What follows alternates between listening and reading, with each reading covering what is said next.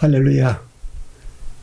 믿음으로 산 아벨은 죽었습니다. 그러나 그의 믿음은 언제까지나 살아있는 소리가 되어 이 시대를 살아가는 그리스도인들에게 교훈을 주고 있습니다.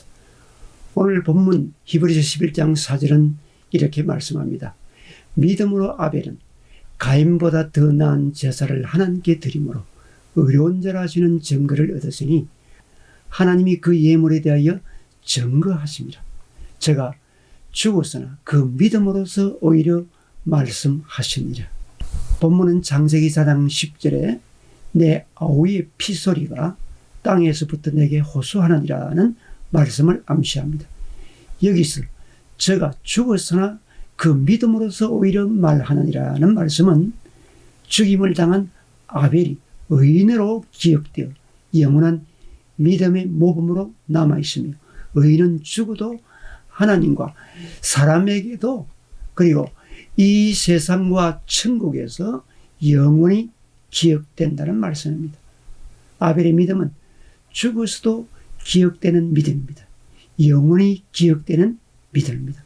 오늘 보면 믿음으로 아벨은 가인보다 더 나은 제사를 하나님께 드림으로 의로운 자라 하시는 증거를 얻었느니라는 이 말씀에서 아벨이 하나님께 믿음으로 드린 예배로 인하여 의로운 자라는 증거를 받았다는 말씀입니다.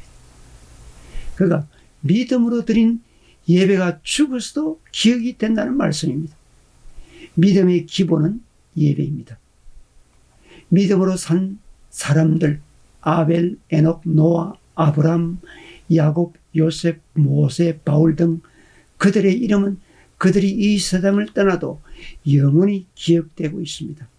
순교자들의 믿음은 영원히 기억됩니다. 그것은 믿음의 위인들의 삶 전체가 바로 예배였기 때문입니다.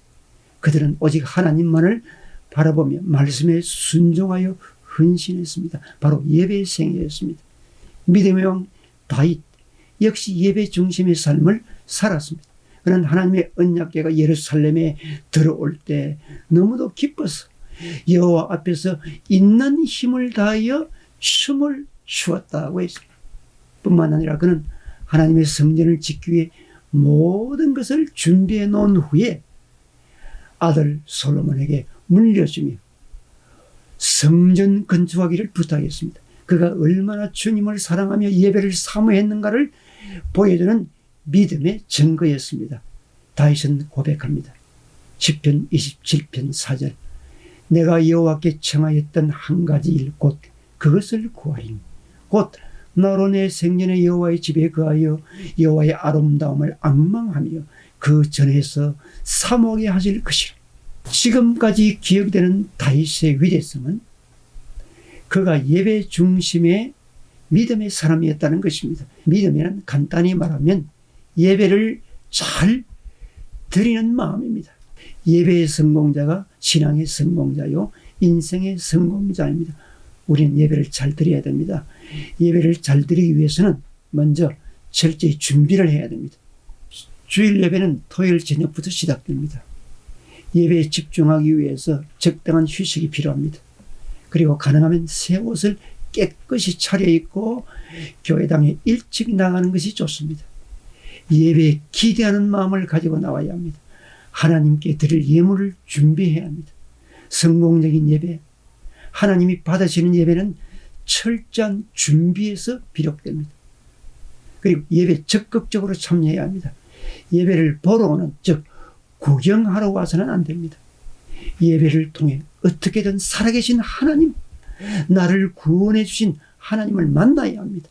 그 어떤 것보다 하나님을 만나는 축복은 큰 것입니다.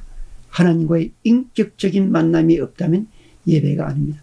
추상적인 고백과 막연한 망상은 의미가 없습니다. 설교에 민감하게 반응하고 선포되는 말씀에 아멘으로 화답하도록 해야 합니다. 그리고 말씀대로 실천해야 합니다.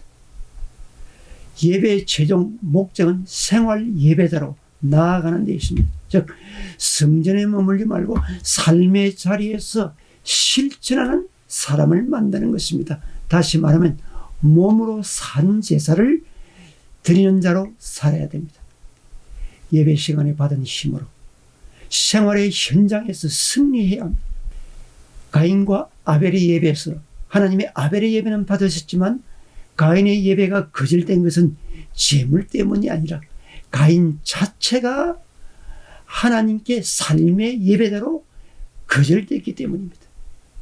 전설에 의하면 여리고의 삭개오가 가끔 말없이 집을 나갔다가 얼굴이 퉁퉁 부어서 들어왔다고 합니다.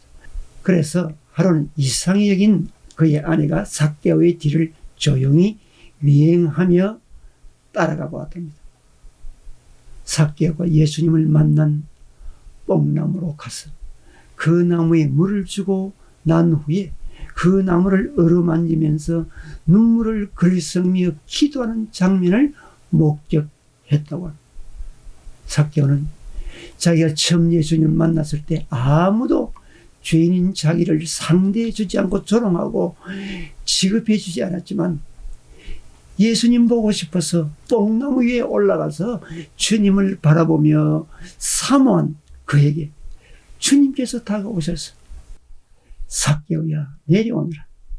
오늘 내가 너희 집에 머물러야겠다 하시면서 자기를 구원해 주신 그 주님과의 첫 만남의 은혜를 잊지 못해 평생 감격해서 울었다는 이야기입니다.